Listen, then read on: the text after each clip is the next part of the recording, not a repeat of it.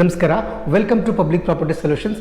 ನನಗೆ ತುಂಬ ಜನ ಕಸ್ಟಮರ್ ಕಾಲ್ ಮಾಡಿ ಕೇಳ್ತಾ ಇರ್ತಾರೆ, ಸರ್ ಎ ಖಾತಾ ಪ್ರಾಪರ್ಟಿ ಅಂದ್ರೇನು, ಈ ಬಿ ಖಾತಾ ಪ್ರಾಪರ್ಟಿ ಅಂದ್ರೇನು, ಎ ಖಾತಾ ಪ್ರಾಪರ್ಟಿ ತೊಗೊಳ್ಬೇಕಾ ಅಥವಾ ಬಿ ಖಾತಾ ಪ್ರಾಪರ್ಟಿ ತೊಗೊಳ್ಬೇಕಾ, ಖಾತಾ ಪ್ರಾಪರ್ಟಿ ಅಂದರೆ ಲಿಟಿಗೇಷನ್ ಪ್ರಾಪರ್ಟಿನ ಅಂತ ತುಂಬ ಜನ ಕಾಲ್ ಮಾಡಿ ಕೇಳ್ತಾ ಇರ್ತಾರೆ.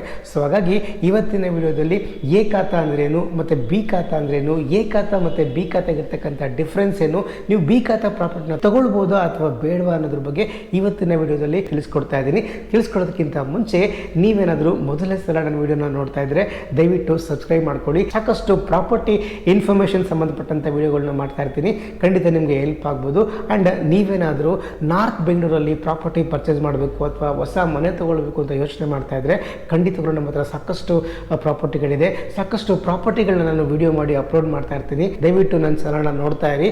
ಸೊ ನಿಮಗೆ ಇಷ್ಟವಾಗಿರ್ತಕ್ಕಂಥ ಪ್ರಾಪರ್ಟಿ ಇದ್ದರೆ ಖಂಡಿತಗಳು ನನಗೆ ಕಾಲ್ ಮಾಡಿ ಆ ಪ್ರಾಪರ್ಟಿನ ಫ್ರೀಯಾಗಿ ವಿಸಿಟ್ ಮಾಡ್ಬೋದು. ಆ್ಯಂಡ್ ನಿಮಗೆ ಇಂಟ್ರೆಸ್ಟ್ ಇದ್ದರೆ ಪರ್ಚೇಸ್ ಕೂಡ ಮಾಡ್ಬೋದು. ಬನ್ನಿ ಹಾಗಾದರೆ ಈ ಎ ಖಾತಾ ಅಂದ್ರೇನು ಮತ್ತು ಬಿ ಖಾತಾ ಅಂದ್ರೇನು ಅನ್ನೋದ್ರ ಬಗ್ಗೆ ನಾನು ನಿಮ್ಗೆ ಹೇಳ್ತಾ ಹೋಗ್ತೀನಿ.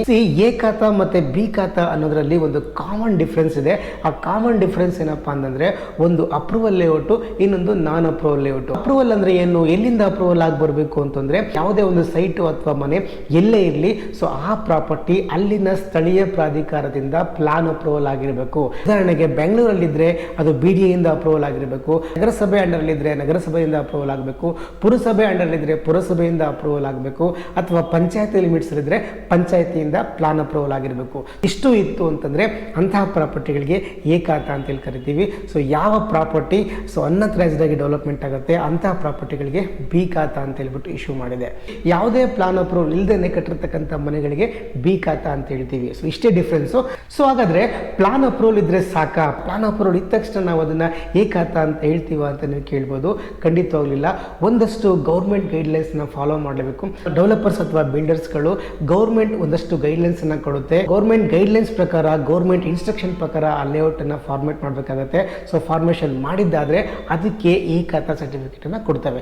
ಸೊ ಯಾವುದೇ ಒಂದು ಲ್ಯಾಂಡ್ ಅನ್ನ ನಾವು DC ಕನ್ವರ್ಷನ್ ಮಾಡ್ಕೋಬೇಕು. DC ಕನ್ವರ್ಷನ್ ಆದ ನಂತರ ಅಲ್ಲಿನ ಸ್ಥಳೀಯ ಪ್ರಾಧಿಕಾರದಿಂದ ಲೇಔಟ್ ಪ್ಲಾನ್ ಅನ್ನ ನಾವು ಅಪ್ರೂವಲ್ ತಗೋಬೇಕು. ಸೊ ನಾವು ಈ ತರ ಲೇಔಟ್ ಅನ್ನ ಮಾಡ್ತಾ ಇದೀವಿ, ಇಷ್ಟು ಸೈಟ್ಗಳನ್ನ ಮಾಡ್ತಾ ಇದೀವಿ, ಇಷ್ಟು ರೋಡ್ಗೆ ಜಾಗವನ್ನ ಬಿಡ್ತಾ ಇದೀವಿ, ಸೊ ಅಂತ ಹೇಳ್ಬಿಟ್ಟು ನಾವು ಅಲ್ಲಿಂದ ಅಪ್ರೂವಲ್ ತಗೊಳ್ಬೇಕು.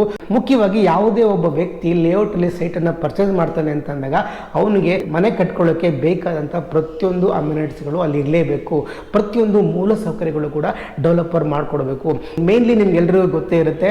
ಸೊ ಅಮ್ಯುನಿಟೀಸ್, ಬೇಸಿಕ್ ಅಮ್ಯುನಿಟೀಸ್ ಏನಪ್ಪಾ ಅಂತಂದ್ರೆ, ಅಲ್ಲಿ ವಾಟರ್ ಸೋರ್ಸ್ ಕಂಪಲ್ಸರಿ ಇರಲೇಬೇಕು. ಅದು ಬೋರ್ವೆಲ್ ಆಗಿರ್ಬೋದು ಅಥವಾ ಗೌರ್ಮೆಂಟ್ ಇಂದ ಬರ್ತಕ್ಕಂಥ ಕಾವೇರಿ ವಾಟರ್ ಇರ್ಬೋದು ಅಥವಾ CMC ವಾಟರ್, ಮತ್ತೆ ಡ್ರೈನೇಜ್ ವ್ಯವಸ್ಥೆ, ಪ್ರತಿಯೊಂದು ಸೈಟ್ಗೂ ಕೂಡ ಡ್ರೈನೇಜ್ ಕನೆಕ್ಷನ್ಸ್ ಇರಲೇಬೇಕು. ಪ್ರತಿಯೊಂದು ಸೈಟ್ಗೂ ಕೂಡ ವಾಟರ್ ಕನೆಕ್ಷನ್ ಇರಲೇಬೇಕು. ಪ್ರತಿಯೊಂದು ಮೈನ್ ರೋಡ್ ಕೂಡ ನಿಮಗೆ 40 to 60, 80 ಫೀಟ್ ವರೆಗೂ ಇರಲೇಬೇಕು. ಸಬ್ ಮೈನ್ ರೋಡ್ಗಳು ಮಿನಿಮಮ್ 30 to 40 ಫೀಟ್ ಇರಲೇಬೇಕು. ವೇಸ್ಟ್ ವಾಟರ್ ಹೋಗ್ಲಿಕ್ಕೆ ಒಂದಷ್ಟು ಜಾಗವನ್ನು ಕೂಡ ಮಾಡಿರಬೇಕು. ಮತ್ತೆ ಇಂಪಾರ್ಟೆಂಟು, ಮಕ್ಕಳು ಆಡ್ಲಿಕ್ಕೆ ಗ್ರೌಂಡ್ ಅನ್ನು ಕೂಡ ಬಿಟ್ಟಿರಬೇಕು. ಪಾರ್ಕ್ ಅನ್ನ ಮಾಡಲಿಕ್ಕೆ ಜಾಗವನ್ನು ಕೂಡ ಬಿಟ್ಟಿರಬೇಕು. ಈ ಖಾತಾ ಕೇಸಲ್ಲಿ ಏನಾಗುತ್ತೆ, ಲೇಔಟ್ಗಳನ್ನ ಸರಿಯಾಗಿ ಡೆವಲಪ್ಮೆಂಟ್ ಮಾಡಲ್ವಾ, as per government rules and regulation ಪ್ರಕಾರ ಲೇಔಟ್ಗಳನ್ನ ಮಾಡಲ್ವಾ ಅಂತ ಕೇಳಿದ್ರೆ ಹೌದು, ಕರೆಕ್ಟ್ ಆಗಿ ಡೆವಲಪ್ಮೆಂಟ್ ಅನ್ನ ಮಾಡಲ್ಲ. ಫ್ರೀ ಲಾಂಚ್ ಆಫರ್ ಅಂತ ಹೇಳ್ಬಿಟ್ಟು ಕಡಿಮೆ ರೇಟ್ಗೆ ಸೈಟ್ ಅನ್ನ ಸೇಲ್ ಮಾಡ್ತಾರೆ.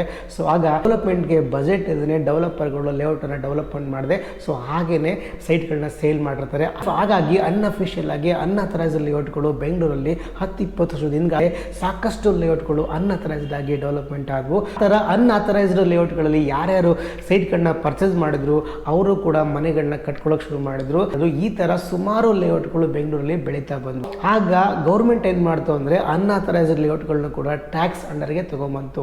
ಅಂತಹ ಪ್ರಾಪರ್ಟಿಗಳಿಗೆ ಟ್ಯಾಕ್ಸ್ ಅನ್ನ ಕಟ್ಟಿಸ್ಕೊಂಡು ಅವ್ರಿಗೆ ಬಿ ರಿಜಿಸ್ಟರ್ ಅಂತ ಒಂದು ಬುಕ್ ಅನ್ನ ಮೇಂಟೈನ್ ಮಾಡಿಕೊಂಡು ಬಿ ಖಾತಾ ಅಂತ ಹೇಳ್ಬಿಟ್ಟು ಖಾತೆಗಳನ್ನ ಇಶ್ಯೂ ಮಾಡ್ತು. ಯಾವ್ಯಾವ ಅನ್ಅಪ್ರೂವಲ್ ಲೇಔಟ್ಗಳಿದ್ವು ಅಂಥವುಗಳಿಗೆ ಬಿ ಖಾತಾವನ್ನ ಇಶ್ಯೂ ಮಾಡ್ತು. ಸೊ ಯಾವ್ಯಾವ ಪ್ಲಾನ್ ಅಪ್ರೂವಲ್ ಪ್ರಕಾರ ಲೇಔಟ್ಗಳಿದ್ವು ಅವುಗಳಿಗೆ ಎ ಖಾತಾ ಅಂತ ಹೇಳ್ಬಿಟ್ಟು ಇಶ್ಯೂ ಮಾಡ್ತು. ಸೊ ಅಲ್ಲಿಂದ ಬೆಂಗಳೂರಲ್ಲಿ ಎ ಖಾತಾ ಮತ್ತೆ ಬಿ ಖಾತಾ ಅನ್ನುವಂಥ ಖಾತಾಗಳು ಶುರುವಾಗಿದ್ದು. ಸೊ ಹಾಗಾಗಿ ಇದು ಒಂದೇ ವ್ಯತ್ಯಾಸ ಏನಪ್ಪ ಅಂತಂದರೆ, ಅಪ್ರೂವಲ್ ಅಪ್ರೂವಲ್ ಮತ್ತು ನಾನ್ ಅಪ್ರೂವಲ್. ಸೊ ಯಾವ ಲೇಔಟ್ಗೆ ಪ್ಲಾನ್ ಅಪ್ರೂವಲ್ ಇದೆಯೋ ಅಂಥ ಲೇಔಟ್ಗೆ ಎ ಖಾತಾ ಅಂತ ಹೇಳ್ತೀವಿ. ಯಾವ ಲೇಔಟು ಅನ್ಅಥರೈಸ್ಡ್ ಡೆವಲಪ್ಮೆಂಟ್ ಆಗಿದ್ದಾವೋ, ಯಾವ ಲೇಔಟ್ಗೆ ಪ್ಲಾನ್ ಅಪ್ರೂವಲ್ ಇಲ್ವೋ ಅಂಥ ಲೇಔಟ್ ಇರ್ತಕ್ಕಂಥ ಪ್ರಾಪರ್ಟಿಗಳಿಗೆ ಬಿ ಖಾತಾ ಅಂತ ಹೇಳ್ತೀವಿ.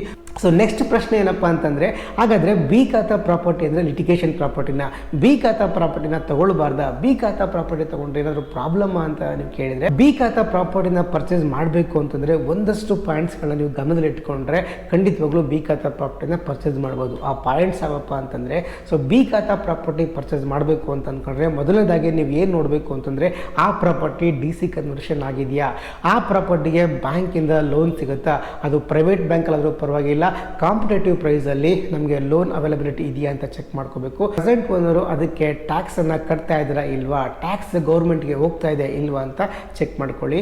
ನೆಕ್ಸ್ಟ್ ಪಾಯಿಂಟ್ ಏನಪ್ಪ ಅಂತಂದರೆ ಆ ಪ್ರಾಪರ್ಟಿಗೆ ಬಿ ಖಾತೆಯಿಂದ ಇ ಖಾತಾ ಆಗಿದೆಯಾ, ಎಲೆಕ್ಟ್ರಾನಿಕ್ ಇ ಖಾತಾ ಇದೆಯಾ ಆ ಪ್ರಾಪರ್ಟಿಗೆ ಅನ್ನೋದನ್ನು ಸರಿಯಾಗಿ ಚೆಕ್ ಮಾಡ್ಕೊಳ್ಳಿ. ಕೊನೆಯದಾಗಿ ಮತ್ತು ಮುಖ್ಯವಾಗಿರ್ತಕ್ಕಂಥ ಪಾಯಿಂಟ್ ಏನಪ್ಪ ಅಂತಂದರೆ, ಸೊ ನೀವು ತಗೊಳ್ಳುವಂಥ ಬಿ ಖಾತಾ ಪ್ರಾಪರ್ಟಿ ಎಲ್ಲಿದೆ, ಯಾವ ಲೊಕೇಶನಲ್ಲಿದೆ, ಈಗ ಆಲ್ರೆಡಿ ಅದು BBMP ಲಿಮಿಟ್ಸಲ್ಲಿ ಇದೆಯಾ, ಕಂಪ್ಲೀಟ್ ಡೆವಲಪ್ಮೆಂಟ್ ಆಗಿದೆಯಾ, ಗೌರ್ಮೆಂಟಿಂದ ಸಿಗಬೇಕಾದಂಥ ಮೂಲ ಸೌಕರ್ಯಗಳು ಆ ಲೇಔಟಲ್ಲಿ ಆ ಬಡಾವಣೆಯಲ್ಲಿ ಇದೆಯಾ, ಅಂದರೆ ವಾಟರ್ ಸೋರ್ಸ್ ಇರ್ಬೋದು, ಎಲೆಕ್ಟ್ರಿಸಿಟಿ ಸರ್ವಿಸ್ ಇರ್ಬೋದು, ಡ್ರೈನೇಜ್ ಇರ್ಬೋದು, ರೋಡ್ ಇರ್ಬೋದು, ಆಕ್ಸೆಸಿಬಿಲಿಟಿ ಇರ್ಬೋದು, ಮೈನ್ ರೋಡ್ ಇರ್ಬೋದು, ಸಬ್ ರೋಡ್ ಇರ್ಬೋದು, ಎಲ್ಲವೂ ಕರೆಕ್ಟಾಗಿದೆಯಾ.